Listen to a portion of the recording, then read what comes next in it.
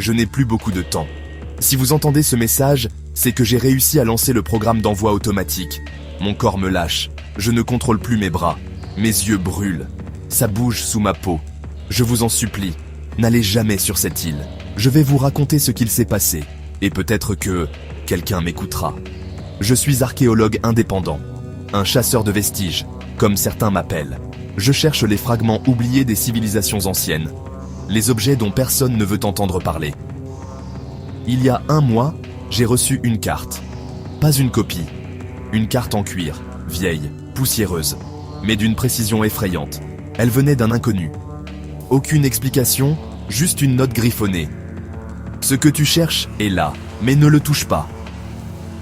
La carte menait à une île, au large des côtes mexicaines, non répertoriée sur Google Maps.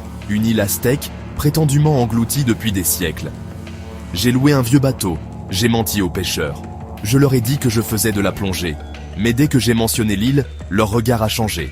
L'un d'eux m'a dit « Tu ne reviendras pas. Là-bas, ce sont les dieux qu'on dérange. » J'ai ri, comme un idiot.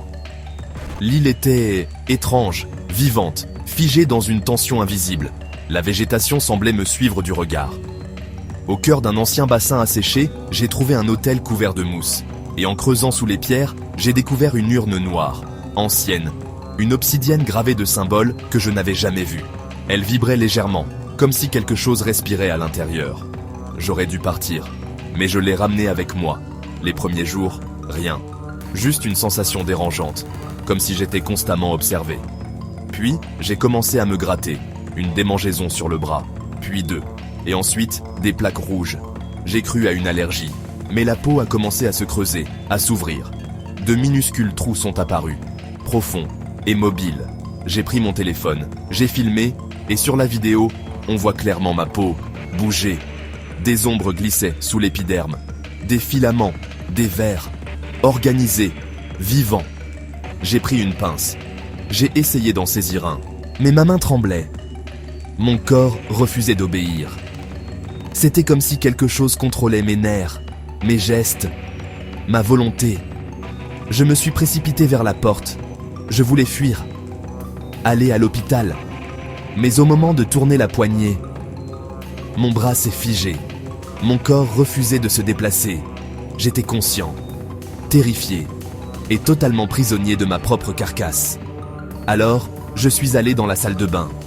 Je me suis regardé dans le miroir. Et là, je les ai vus. Des asticots rouges, minuscules, qui sortèrent de mes paupières, de mes narines, de mes lèvres. Ils rampaient sur ma langue, avant de replonger sous la peau. Je me suis vidé un seau d'eau bouillante sur la tête. Ils ont disparu. Juste un instant. L'eau chaude semblait les ralentir, les brûler. Mais ça ne suffisait pas. Je suis resté enfermé chez moi pendant 8 jours. Sans sommeil, sans manger. Ma peau s'effritait.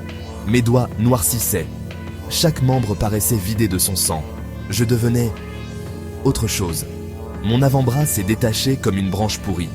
À l'intérieur, il n'y avait plus que des vers. J'ai compris que l'urne n'était pas un artefact. C'était une prison, un cercueil. Et moi, je l'ai ouverte. Ces parasites sont anciens. Trop anciens pour être humains. Trop organisés pour être naturels. Ils m'ont choisi. Ou plutôt, ils m'ont utilisé. Je suis dans ma baignoire maintenant. Elle est remplie d'eau brûlante. Je sens mes os fondre. Les asticots nagent à la surface. Certains ont des yeux, d'autres des crochets. Je crois qu'ils me regardent. Ils comprennent. Ils savent que je sais. Aujourd'hui, j'ai perdu la moitié de mon visage. Ma joue est tombée comme une feuille morte. Mon crâne est ouvert. Je sens encore le liquide couler lentement, mais je ne ressens plus rien. Mon cœur bat toujours. Mais je ne suis plus vivant. Pas vraiment, je vous en supplie. Si quelqu'un reçoit ce message, ne cherchez jamais cette île. Brûlez la carte, je répète, détruisez-la. Laissez ces choses là où elles sont, parce qu'elles veulent sortir, et qu'un seul hôte leur suffit pour se propager. Ne devenez pas comme moi, n'écoutez pas leur voix, et si jamais vous voyez des trous dans votre peau, fuyez.